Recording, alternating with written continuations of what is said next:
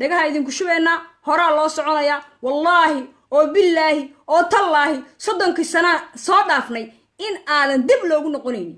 waa idinla dagaalameynaa biyo kulula indhaha idinku shubeynaa siilkaa idin diideynaa waxaan ku dhahay dhagaxa idinku tuureynaa ragga Soomaali ama wadaad ahaw ama ay dhal ahaw adag ku tallaa kaama yeeleyno mid baarlamaan ha iyo mid madaxweynaha ha ahaado hooyada Soomaaliyeed waa yeelka maanta meel lagu xanaaneeyo malahan gabadha yariista ay Soomaaliyeed maanta la gudaayo cid ka qabanaysa malahan gabadha masaakiinta la soo furaayo cid ka meel u dacwooto malahan gabadha ninka ka dhintay cid wax siinaysa ma jirto marka adeer isdaalin ugu kala wada habeentii sug hadal rabaa inaan dhagta ugu shubo xaawataako waa taqaanaa umalena haddaad aqoonina waxay ku tahay ayaan daro xaawataako waxay dhimatay ayadoo dhagax tuurayso oo cunugna dhabarka u saaran yahay tuurtay annaga maanta waxaa meesha ugu jira ee aan inta u fadhiyaa ee aan timekeyga u luminaya inaan gabadha aniga ayeeyada aniga aan u noqon doono ee gabadhayda dhalin doonto ayadoon gudnayn oo geedkeedii ku yaalay raaxaysanayso sida aniga la yeela aana la yeelin ee magaalada Muqdisho ku dhex wadanayso surwaalkeeda ee baaskiilkeeda wadanayso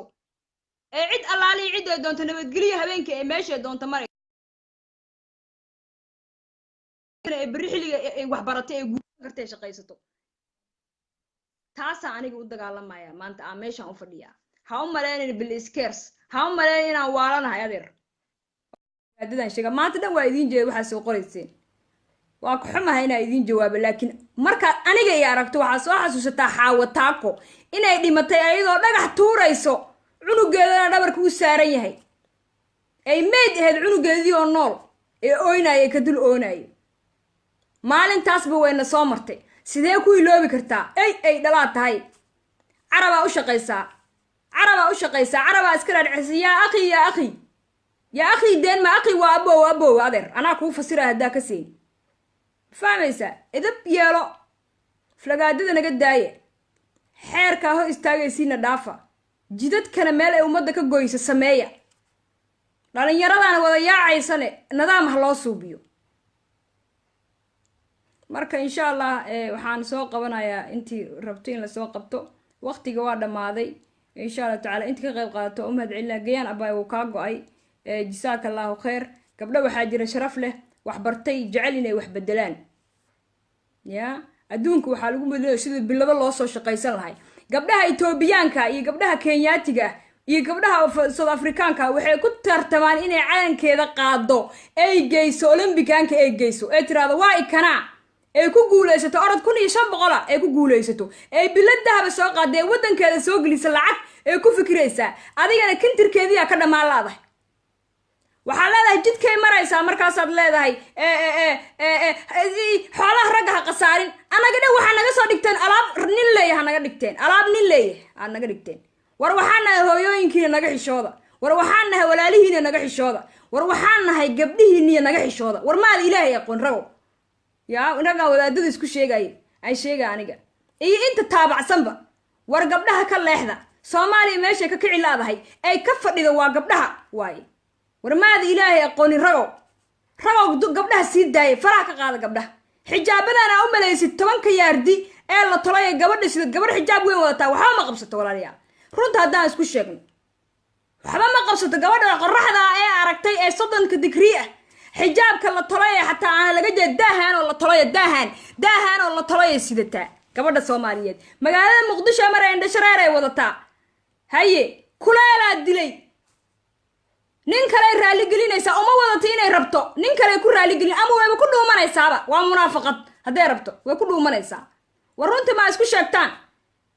war maryahan waa weyn ee daahida tooteen iska qafiifi aniga dhahay isqaawiid ma lahay aniga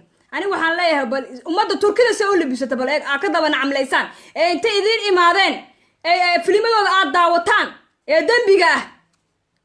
ee aad daawataan filmadooda ee wadankiina idin ku yimid idin dhisay bal wax soo labisay yihiin dumarkooda soo eega dumarkooda soo wax u bartaan waa dad islaamad jeceshaad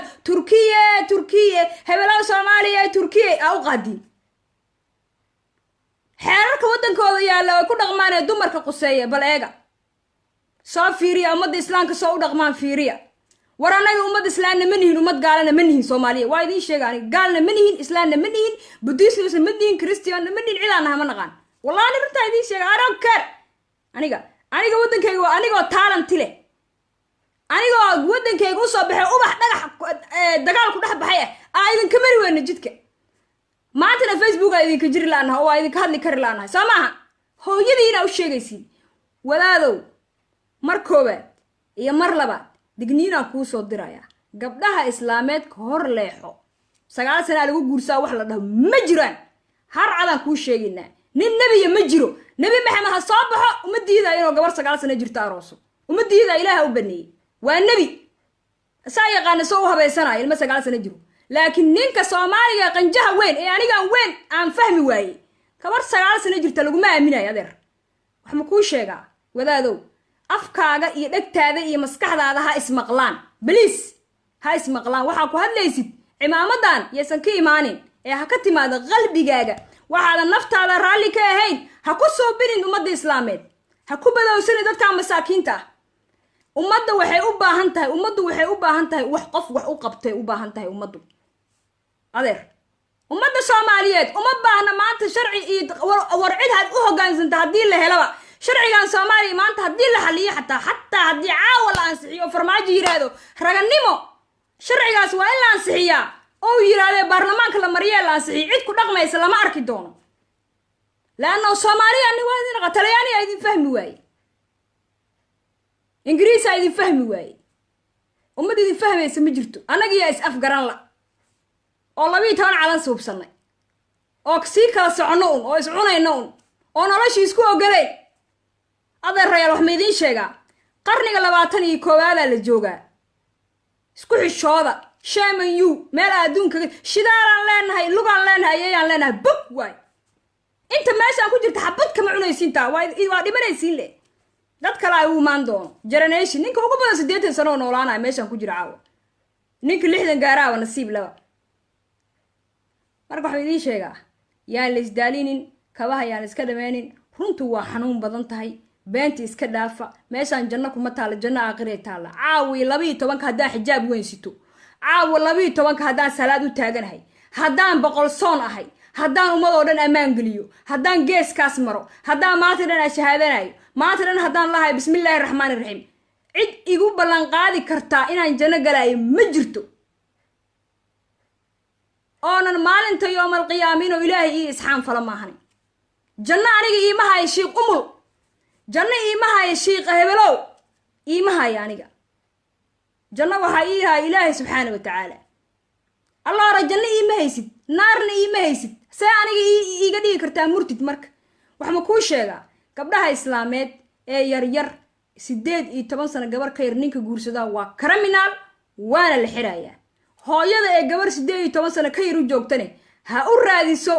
wax ay barato ha u diyaariso gabadha 18 sano maalintay gaarto si ay nolosheedu u sii wadan lahayd si ay u shaqaysan lahayd si haddii nin guur rabtana ay u dhaqan lahayd ee ilmaheedu u korsan lahayd that's the good point laakiin ma aha inaad anaga madaxa naga gashan hay habeen